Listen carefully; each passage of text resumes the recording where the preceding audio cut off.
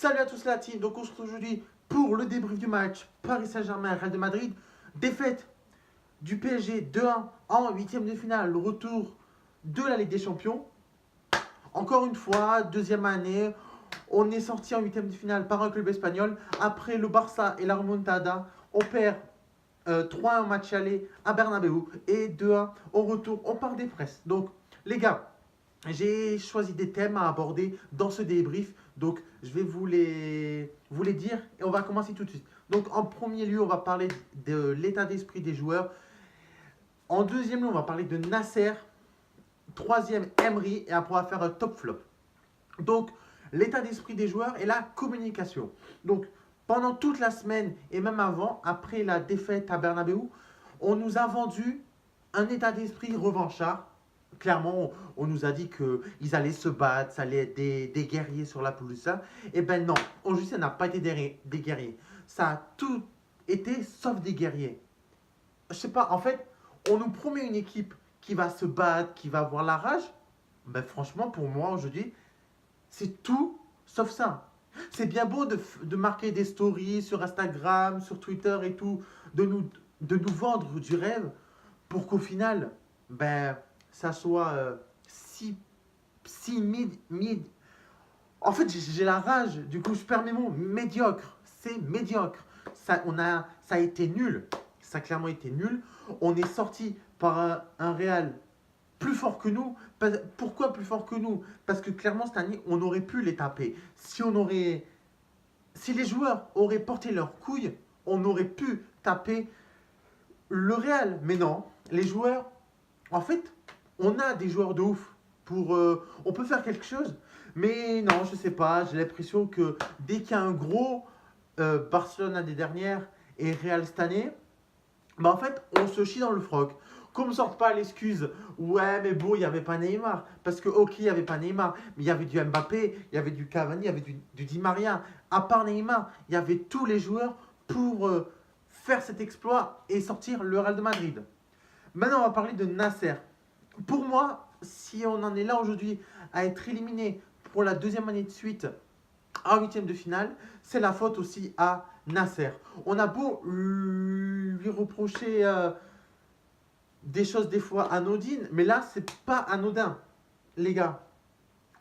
Euh, Comment à ce moment-là, tu vires un entraîneur comme Laurent Blanc pour mettre Unai Emery?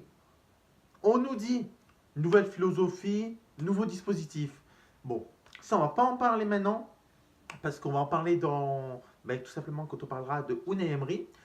On nous dit Nasser, il surprotège les joueurs. Ben justement, il ne faut pas surprotéger les joueurs. Les joueurs, ils partiront.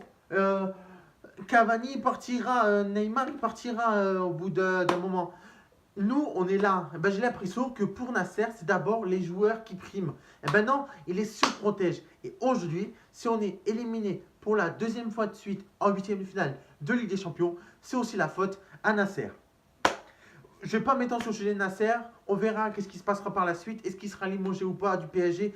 Est-ce que l'émir choisira un nouveau président? On verra par la suite. Unai Emery. Alors, c'est un mystère pour moi, Unai Emery. Parce que quand il est arrivé, franchement, j'avais de l'espoir. Je me suis dit, ah ouais, nouvelle philosophie. Il a gagné 3 fois l'Europa League avec Séville. C'est un entraîneur qui peut nous faire quelque chose. Eh bien, en fait, non. Pas du tout. Pas du tout. Très, très déçu d'Unai Emery. Quand il est arrivé, on nous a dit, il va porter ses couilles. Il va amener un nouveau dispositif. Mais en fait, non.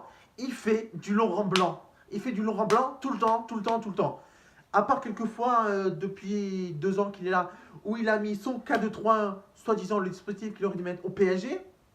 Mais sinon, il a fait du 4-3-3. Il a fait du Laurent Blanc. Ben non. Il a mis les copeaux de Laurent Blanc. Donc au final, quitte à faire ça, on aurait peut-être dû même garder Laurent Blanc. Parce qu'au final, on a viré Laurent Blanc pour battre. On a Emery, mais on est au même stade à l'heure d'aujourd'hui. Et pour moi, Emery, il ne doit même pas partir à la fin de la saison. Il doit partir à l'instant T. Il doit partir maintenant. C'est une débâcle. C'est deux débâcles de suite. Deux huitièmes de finale où on est éliminé. Alors qu'avant, on passait même pas l'écart. On était critiqué pour ça.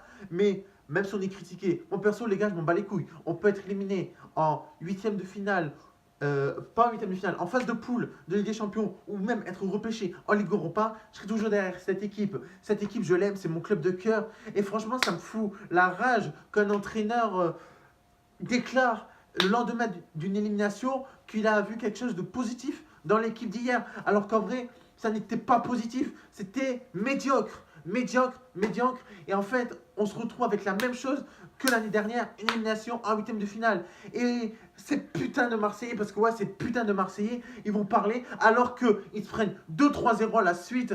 Et là, j'ai la rage contre Unai Emery et contre Nasser. Donc Emery, il ne doit pas se barrer à la fin de la saison, il doit se barrer maintenant. Top flop, les gars, top flop. Du côté des tops, on va commencer par les tops, bien évidemment, on va faire les flops. Après, on a du Alphonse Areola, qui a beaucoup été critiqué. Moi, le premier, je l'ai critiqué. Mais sur le match d'hier, il y a clairement quelque chose de positif pour Alphonse Areola. Pour moi, l'année prochaine, Alphonse Areola doit être la doublure. Parce qu'on le voit sur ce match, ok, il se prend 2 buts. Mais sans lui, pour moi, on s'en prend 3 ou 4 derrière. Ouais, c'était triste, mais on s'en prend 3 ou 4 au parc par le Real. Thiago Silva, Marquinhos, la défense centrale, la charnière, pour moi, bon, c'est top. Malgré les 2 buts qu'on s'est pris, ils ont fait leur taf. Ils se sont battus et on ne peut pas leur reprocher. Leur taf, il a été bien fait. Bon, après, on perd 2-0, mais bon. Marco Verratti, oui, j'ai mis Verratti dans les tops, mais je l'ai mis aussi dans les flops. Vous allez savoir pourquoi. Donc, Verratti, il a super bien joué. C'était magnifique, mais il a ouvert sa gueule, bien évidemment. Il a ouvert sa gueule. Il peut pas se la fermer. Tu sais que tu as un jeune, t'ouvres pas ta gueule en fait. Tu la fermes, Marco. Pourtant, Dieu sait comment je t'aime. Mais non, tu peux pas. Tu peux pas. Tu fermes ta gueule. Tu as un jeune, tu es en huitième de finale. Tu fermes ta gueule. Tu sais très bien que l'arbitre peut à tout moment dégainer et te mettre un jaune. Un deuxième jaune qui te fait un rouge. C'est clairement le cas. Bon, du coup, on est passé sur les flops avec Verratti. Franchement, déçu du match de Verratti parce qu'il nous fait un superbe match. C'est l'un des meilleurs Parisiens sur la pelouse. Et puis, il se prend un jaune, il conteste. Après, en seconde période, il reconteste. Et il se prend un deuxième jaune, il se prend un rouge. C'est pas normal, c'est pas normal. Top, Edinson Cavani. Et ça me fait très mal au cœur. Edinson Cavani est clairement un flop aujourd'hui sur le match face au Real. Pourquoi? Il a marqué son but. Bien évidemment, je vous le confirme. Chatard, mais il a marqué son but.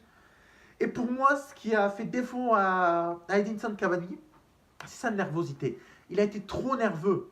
Trop nerveux. Et puis voilà. Et du coup, ça s'est senti. Il a râlé. Sur Casemiro, il a râlé, tout ça. Et du coup, ça l'a fait perdre le contrôle de son match. Et du coup, trop de nervosité au rendu Cavani dans les flops. Alves. La tête à ma mère, Alves. Alves. Les gars, on nous dit Alves, défenseur droit, il va arriver, il va apporter un plus. Eh ben, sur la tête de moi, hier, fallait mettre Meunier. Et il fallait mettre Meunier. C'est pas possible. Il fait trop d'erreurs. Pourtant, Alves, c'est un grand défenseur droit. Mais là, il est fini. C'est en Ligue 1 aussi. Alves, pour moi, sur le match d'hier, c'est catastrophique. C'est catastrophique.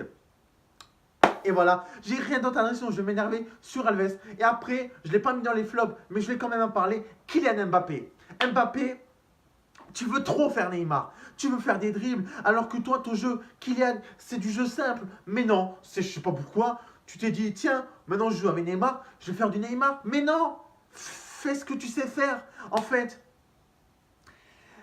Et du coup, c'est négatif pour l'équipe parce qu'on est éliminé et tu veux trop faire Neymar, tu veux faire des dribbles ça, alors que toi, t'es comme Cavani. Votre jeu, c'est la simplicité, c'est une touche de balle, c'est but. Eh ben non, ça l'a pas été.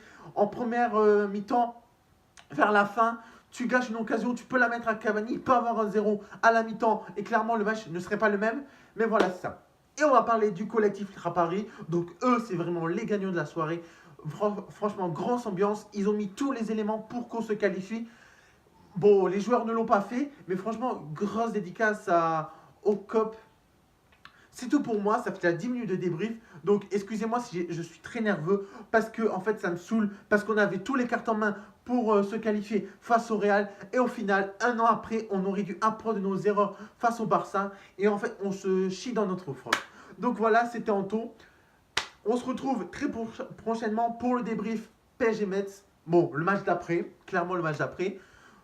On va pas faire les fous si on gagne face à Metz, on va pas se le cacher. Mais voilà. Il nous reste encore 2 coupes à gagner parce que le championnat il est plié, on a 14 points d'avance sur Monaco. Et voilà. Yo tout le monde, c'était Anto. Salut la team. À la prochaine.